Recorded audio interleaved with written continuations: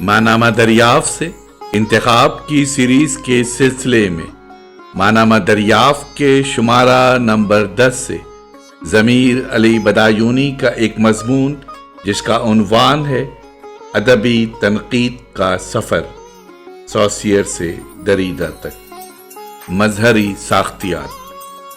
سماعت فرمائیے ضمیر علی بدایونی کا مضمون ادبی تنقید کا سفر، سوسیئر سے دریدہ تک، مظہری ساختیات۔ ضمیر علی بدایونی کا یہ مضمون 6 اقساط میں یوٹیوب چینل پر اپلوڈ کیا جا رہا ہے۔ سماعت فرمائیے۔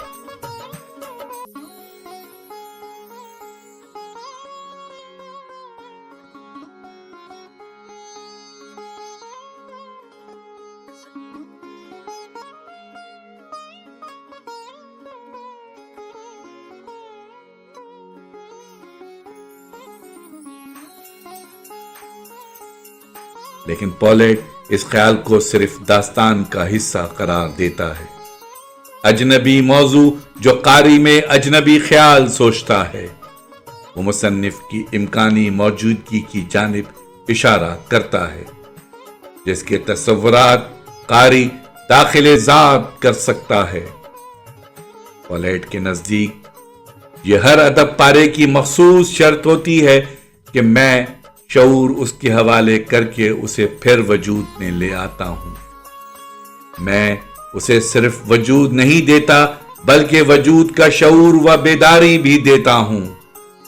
اس کا مطلب یہ ہوا کہ شعور ایک ایسا نقطہ بناتا ہے جس کی جانب مصنف قاری دونوں کا جھکاؤ عمل میں آتا ہے، اور اس کے ساتھ ہی عارضی انقطاع ذات کا قاری شکار ہو جاتا ہے جب اس کا شعور مصنف کے وضع کردہ خیالات کو زندہ کر دیتا ہے۔ پولیٹ کے نزدیک مصنف کی داستان حیات کو ادب پارے سے باہر نکال دینا چاہیے، اور قاری کی انفرادی سپردگی کو بھی پڑھنے کے عمل سے خارج کر دینا چاہیے، اور اسی طرح مصنف کے خیالات قاری کی داخلیت میں وقوع پذیر ہو سکتے ہیں، جو اس کی سوچ میں اس سے الگ اور غیر ہیں، یا جو وہ نہیں ہے۔ قاری اور مصنف کے درمیان یہ رشتہ اسی وقت قائم ہو سکتا ہے جب مصنف کی داستان حیات اور قاری کی سپردگی دونوں کی نفی کی جائے۔ پولیٹ ادب پارے کو شعور کی خود عمل پذیری کا نام دیتا ہے۔ آئزر کے نزدیک ادب پارے کے لیے قرأت کا عمل مسیحا نفسی کی صفت رکھتا ہے۔ قرأت کا زندگی بخش عمل ادب پارے کو زندہ کر دیتا ہے، اور ادب پارہ ایک نوع کے انسانی وجود کی حیثیت اختیار کر لیتا ہے، یہ کہ ذہن بن جاتا ہے جسے خود اپنا شعور ہے، اور مجھ میں شمولیت اختیار کر کے وہ اپنی ہی معروضات کا موضوع بن جاتا ہے۔ پولیٹ کے خیالات سے آئزر اختلاف بھی کرتا ہے اور انہیں منو ان قبول نہیں کرتا، لیکن ان کے قابل قدر ہونے کا اعتراف بھی کرتا ہے۔ اس کے نزدیک قرأت ایک جدلیاتی ساخت ہے، اور اس کے ذریعے ہم خود اپنی ذات کے اس گوشے سے پردہ اٹھاتے ہیں جس کا ہمیں براہ راست شعور نہیں ہوتا۔ دوسرے لفظوں میں قرأت کا عمل اپنی ہی ذات کی دریافت اور بازیافت ہے، اور اس طرح شعور کا دائرہ وسعت پذیر ہوتا ہے۔ یاس نے بھی ہسرل ہی کے افکار سے استقبالی جمالیات کے تاروپود بنے ہیں۔ اس نے ہسرل کی اصطلاح توقعات کے افق، ہورائزن آف ایکسپیکٹیشن کی معنویت میں اضافہ کیا ہے۔ اس سے اس کی مراد یہ ہے کہ کسی مخصوص عہد میں ادبی متن کی قدر و قیمت متعین کرنے کے پیمانے۔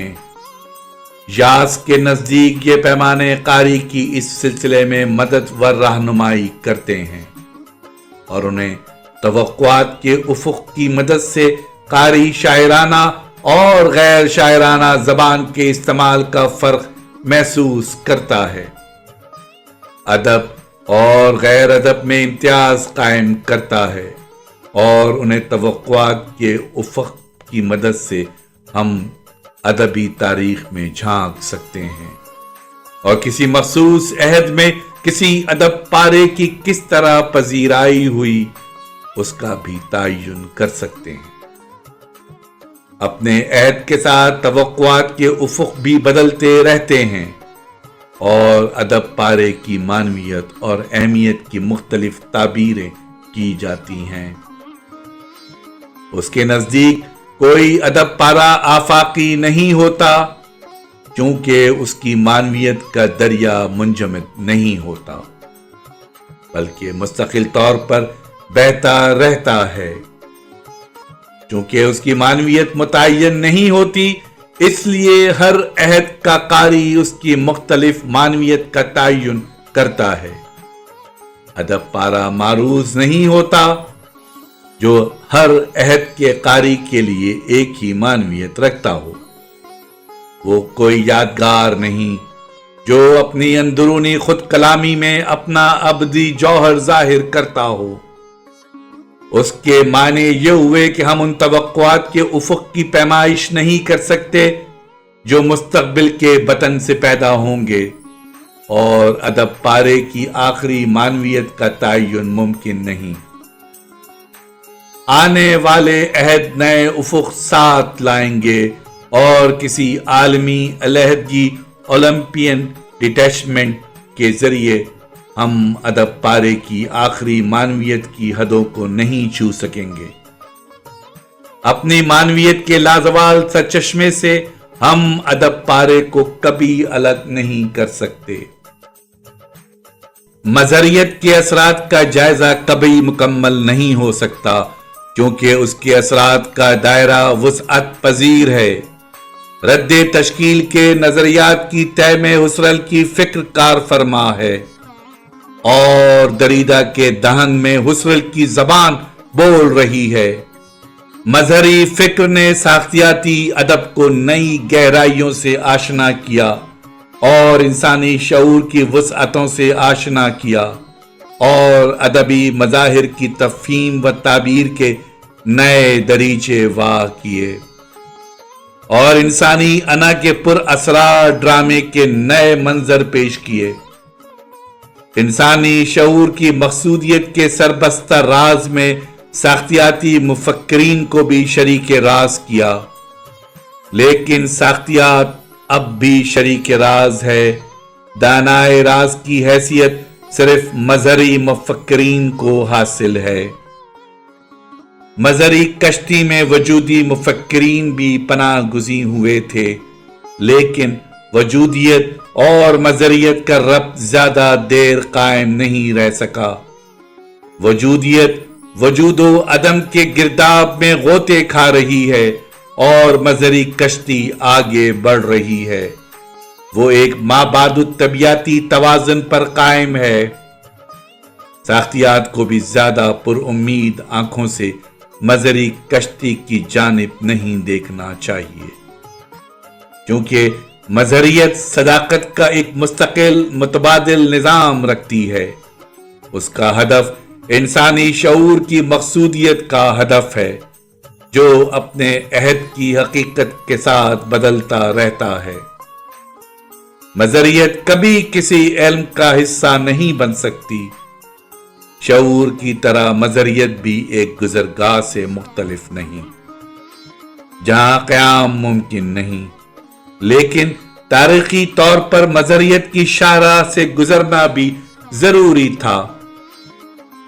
سوسیئر کے لسانی نشان کو اپنی منزل اور اپنے مقصود کی جانب بڑھنا ضروری ہے، اس سے پہلے کہ وہ مظہریت کی مابعد طبیعتی بھول بھلیوں میں ہمیشہ کے لیے گم ہو جائے، کیونکہ سوسیئر کے لسانی نشان کے ہدف اور انسانی شعور کی مقصودیت کے ہدف میں ایک ناقابل عبور خلیج حائل ہے۔ خود حسرل اپنے موقف پر قائم نہ رہ سکا اور تصوف اور ماورائی کی پر اسرار بلندیوں میں گم ہو گیا، لیکن اس کی مظہری فکر اب بھی انسانیت سے مکالمہ کر رہی ہے، اور وقت کے ساتھ اس کی معنویت کا دائرہ پھیل رہا ہے۔ ساختیات ایک لسانیاتی ادبی نقطۂ نظر ہے، اور مظہریت خالص فلسفیانہ دبستان فکر ہے۔ مظہری ساختیات ان دونوں کے وصل سے پیدا ہوتی ہے۔ ان دونوں میں مکالمہ تو ہو سکتا ہے، لیکن انجذاب ممکن نہیں۔ ساختیات وجودیوں کی جذبی مقصودیت میں تو جذب ہو سکتی ہے، لیکن مظہریت کی فکر مقصودیت کو خود میں جذب نہیں کر سکتی، کیونکہ یہ دو مختلف دنیایں اپنا الگ الگ وجود رکھتی ہیں۔ شعور کی رو ضرور درمیان سے گزرتی ہے، لیکن ان دونوں کے درمیان حد فاصل بھی یہی جوئے شعور ہے، جس کی لہریں اپنے اپنے ساحلوں سے ٹکراتی رہیں گی۔ مظہری ساختیات کی حیثیت اس سفیر کی ہے جو رہتا تو دنیا ساختیات میں ہے، لیکن اسناد سفارت مظہری دنیا کی رکھتا ہے۔ اس کی وفاداریاں مشروط بھی ہیں اور مشکوک بھی۔ ساختیاتی مفکرین کو یہ بات سمجھ لینی چاہیے اس سے پہلے کہ واپسی کا مرحلہ سامنے آ جائے اور وہی صورتحال پیش آ جائے جو کبھی شاعر کو پیش آئی تھی۔ اے دلے تمام نفع ہے سودائے عشق میں، ایک جان کا زیاں ہے سو ایسا زیاں نہیں۔ حوالہ جات